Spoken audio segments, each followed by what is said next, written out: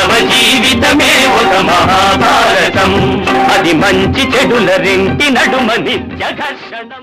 అతని మరణానికి తట్టుకోలేక శ్రీకృష్ణుడు స్వయంగా వరమిస్తాడు. గరుత్మంతునితో సహా నాతో సహా గరుత్మంతుడిని అధిరోహించే యోగ్యత నీకు నేను కల్పిస్తున్నానయ్యా అంటాడు. ఆ తపస్వి యొక్క శక్తికి, ఆ తపస్వి కథ మనం త్వరలో చూస్తాం.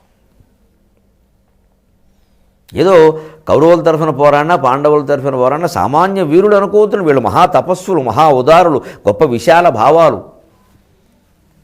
వారికి ఏదో నిర్ణయం తీసుకోవాలి, దానికి కట్టుబడి. ఎందుకంటే మాటి మాటికి నిర్ణయాలు మార్చే క్షుద్ర రాజకీయ నాయకులు కాదు వాడు. ఓ మాట అంటే మాటే, ప్రాణం పోనాయి. అక్కడోట అన్నాం, ఇక్కడోట అన్నాం, అప్పుడన్నాం, ఇప్పుడన్నాం, ఇన్ని మాటలు మార్చరు.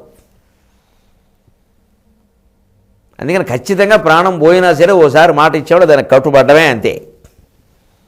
ఈ మొత్తం రాజకీయ జీవితం నాశనం కానీ ఏదైనా కానీ సొంత జీవితమే పోనే, ప్రాణమే పోనే. అలా ఉన్నవాడే నాయకుడు. మాటలో గీటు తేడా రావద్దు. ఆ మాట కోసం ప్రాణాలు పోగొట్టుకున్నారండి వీళ్ళు బంగారంగాను. ఆభరణాల సంగతి ఏమిటండి? అంచేత అంత వైభవంగా ఉండేటువంటి చోట యుద్ధం చేస్తూ యుద్ధానికి సర్వాభరణాలతో వెళ్ళి ఆ ఆభరణాలన్నీ వదిలేసిన దేశంలో పుట్టాం మనం. దుర్యోధనుడు దేశమేనా, ధర్మరాజు దేశమేనా, మన దేశం మన దేశమే, మనవాళ్ళు మనవాళ్ళే. ఆ వారసత్వాన్ని కొనసాగించాలి. అంతట బోక రత్నమయమైన భుజంగ పతాక గురించి అత్యంతరజంబుమై, అంతటితో విడిచిపెట్టకుండా రత్నమయమైన భుజంగ పతాక కూల్చి, రత్నాలు పొదిగినటువంటి దుర్యోధనుడి యొక్క పతాకను కూల్చిపారేసి అత్యంతరజంబుమై, అంతకంటే వేగంగా మళ్ళీ ఆ పతాక కూల్చి ధనుస్సు కూల్చేలోగా మళ్ళీ ఇంకోటి ఏదైనా అందుకుంటే ధనువు అశ్వచయంబును సూతుమేను ఇంతింతలు వ్రయ్యలై పడగనేసిన. ఒక్క దెబ్బతో ధనుస్సు కొట్టాడు, గుర్రాలు కొట్టాడు, సరిగ్గా కృతవర్మం చేసినట్టే. ఇంతింతలు వ్రయ్యలై పడగనేసిన సూతుమేను, సారథి శరీరాన్ని చిన్నాభిన్నం చేసి పారేశాడు, చంపి పారేశాడు దుర్యోధనుడు సారథిని. ఇంతింతలు వ్రయ్యలై పడగనేసిన బెగ్గిలి తేరుడెగ్గి, ధనుస్సు విరిగిపోయేసరికి, గుర్రాలు కూలిపోయేసరికి, సారథి చచ్చిపోయేసరికి తట్టుకోలేక సాత్యక బాణాలకు దుర్యోధనుడు రథం దిగాడు. బెగ్గిలి చాలా భయపడిపోయాడు. తేరుడిగ్గి భూకాంతుడు వారే, చిత్రసేనుడు అనే తమ్ముడు అక్కడికి రథాన్ని తీసుకొస్తే ఆ రథం ఎక్కి పరిగెట్టాడు. చేన కలగంబడి మ్రోయ, ఎవరైనా పరిగెడితే మాట్లాడడం వేరు. ఈ దుర్యోధనుడు పరిగెడుతూ ఉంటే కౌరవ సైన్యం మొత్తం అయ్యో అయ్యో అయ్యో అయ్యో అయిపోయింది. రాజుగారు దొరికిపోయాడు. ఆ సమయంలో 4 బాణాలు వేసి చేతులు ఎత్తేలా చేస్తే అయిపోయినట్టే. సరిగ్గా ఇది దేనికి ప్రతీకారం అండి?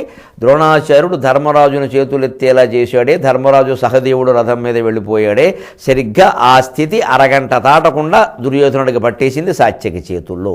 చేసిన కర్మ చేసినట్టు అనుభవించాల్సిందే. యస్మచ్చ ఏన చ యథా చ యథా చ యచ్చ యావచ్చ యత్ర చ శుభాశుభమాత్మకర్మ తస్మచ్చ తేన చ తథా చ తదా చ తచ్చ తావచ్చ తత్ర చ విధతృవశాదుపైతి. సరిగ్గా అరగంట తిరగకుండా పట్టేసి చూసుకోండి. ధర్మరాజును ఓడించి ఊర్ధ్వబాహు అని చేతులు ఎత్తిస్తారా ద్రోణాచార్యుడు? ద్రోణాచార్యుడు చేతుల్లో తట్టుకునే మనిషి ధర్మరాజు. అదో పెద్ద గొప్ప కింద చెప్పుకోవడమా? మరి ఇప్పుడు సాత్యక చేతుల్లో దుర్యోధనుడు, ఈయన భీముడి చేతుల్లో ఏం తట్టుకుంటే అర్జునుడు ఏం తట్టుకుంటాడు. ఈయన ఇదివరకు అభిమన్యుడి చేతుల్లో పరిగెట్టాడు, మనం చూసాం. భీముడి చేతుల్లో 3 సార్లు పరిగెట్టాడు, మనం చూసి. ఈయన పెద్ద ఓ రాజు రాజు రారాజు, ఓ ఈయన మీద పద్యాల పాటలు సినిమాలు ఎన్నో. ఇది ఈయన గారి పరాక్రమం. దుర్యోధనుడి చేతుల్లో చనిపోయిన పాండవ సైనిక ప్రముఖుడు ఒక్కడు కూడా లేడు 18 రోజుల యుద్ధంలో. ఒక్కడు. కనీసం ఉప పాండవులు కానీ వాళ్ళ కుమారులు కానీ పాండవులు ఎవరిని ఏమీ చేయలేపాడు. మామూలు సామాన్య సైనికులు ఊరికే ఊరేగింపు జరుగుతుంటే బాంబేసే రకమైన. ఇది ఈయన పరాక్రమం. వీరి గురించి ఓ పెద్ద నవఖండ భూమండలాధిప మొగట తట ఘటిత 3 రాజ రగండ చండ ప్రచండ ఎండిపోయిన పెండ, వీడి పెండ జీవితం ఇది. అసలు విలన్లను గొప్పవాళ్ళని చేసి పొగడడం కొంతమందికి ఓ ఫ్యాషన్. దానివల్ల దేశంలో చెడు జరుగుతుంది, మంచి జరగదు. గమనించాలి మేధావులైన వాళ్ళు. పుస్తకాలు రాసేవాళ్ళు, సినిమాలు తీసేవాళ్ళు, నాటకాలు వేసేవాళ్ళు దుర్మార్గుల్ని ఏదో గొప్పవాళ్ళ కింద కీర్తించడం మొదలు పెడితే ప్రజల్లో దుర్మార్గం ఎక్కువ అవుతుంది. అది ఫ్యాషన్ చేయకూడదు, అది దుర్మార్గం, అది నీచం. నీ మొహం ఎందుకు చూపిస్తున్నావు? అసలు నువ్వు బయటికి ఎందుకు వచ్చావు? నీకు ఓటు అడిగే హక్కు ఎక్కడదని మొహం మీద అడగాలి. అప్పుడు ఈ దుర్మార్గపు నాయకులు వెనక్కెడతారు. వాళ్ళని మనం ఇంకా హీరోలను చేసి ప్రదర్శిస్తూ ఉంటే అలాంటి వాళ్ళే తయారవుతారు. దుర్యోధనుడు లాంటి వాళ్ళు ఎందుకు తయారయ్యారు తర్వాత కూడా అంటే దుర్యోధనుడు పెద్ద గొప్పవాడిని చేసేశారు. ఇది వీడి పరాక్రమం. గ్రంథం చదివితే సమస్తం తెలుస్తుంది. లేకపోతే ఏమిటండి ఇంత హీనమైన పరాక్రమం? సాత్యకి చేతుల్లో తట్టుకోలేని వాడు భీముడిని అర్జునుడిని ఉడికే బెదిరించి మాట్లాడడం ఇక్కడ. ఈయన గారు అర్జునుడి దగ్గర కవచం వేసుకెళ్ళాట, దమ్ముంటారా అని. కవచం గొప్ప తప్పితే ఈయన గొప్పతనం ఏముంది? ఆ కవచం పగిలింది అక్కడ.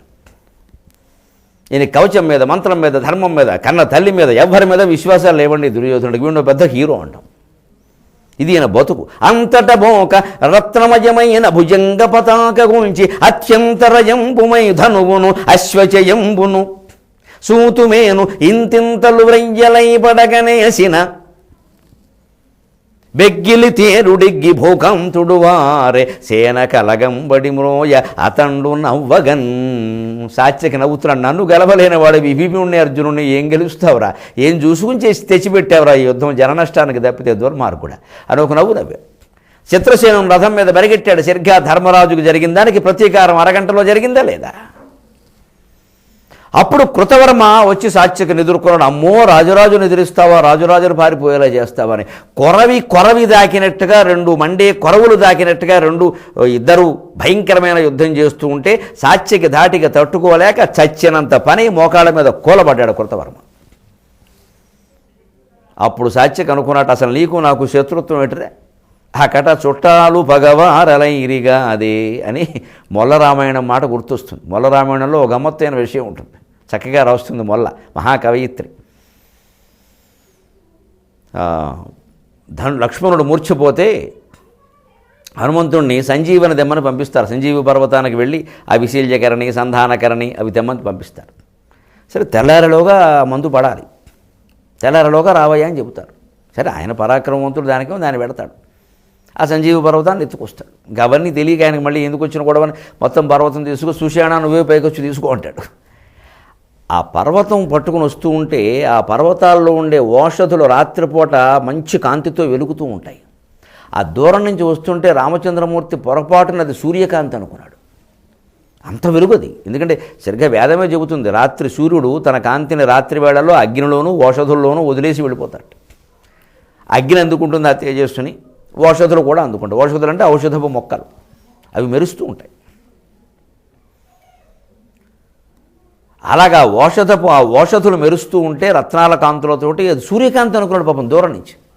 ఆ వెంటనే అప్పుడు విచిత్రమైన మాట అంటాడు పక్కన వాళ్ళతోటి, ఏమిటిది, మా సూర్యుడికి ఏమన్నా మతి లేదా, మా మీద జాలి ఉండదు, ఆయన వంశం వాళ్ళం కదా. పొద్దున లేవగానే అదుగో రామచంద్ర మీ వంశకర్త సూర్య భగవానుడు నమస్కరింపు తండ్రి అనగానే సప్తాశ్వరథమారూఢం అని లవకుశలో ఎన్టీ రామారావు గారు మహానుభావుడు ప్రార్థన చేశాడు. నిలబడేలా ప్రార్థన చేస్తుంటే ఎంత గంభీరంగా ఉండేది, అందరికీ దండం పెట్టడమే అనిపించేది హాల్లో. ఇప్పటికీ ఆ శ్లోకం వినపడితేనే అప్రయత్నంగా చేతులు ముడుచుకుంటాయి. అంత గంభీరంగా ఆయన ఉన్నాడు, అంత గంభీరంగా ఘంటసాల గారు పాడారు. పక్కన సరే నాగయ్య గారు వాల్మీకి చెప్పేదే ఉంది. ఇంకా మానవ జీవితమే ఒక మహాభారతం, అది మంచి చెడుల రెంటి నడుమ నిత్య ఘర్షణం.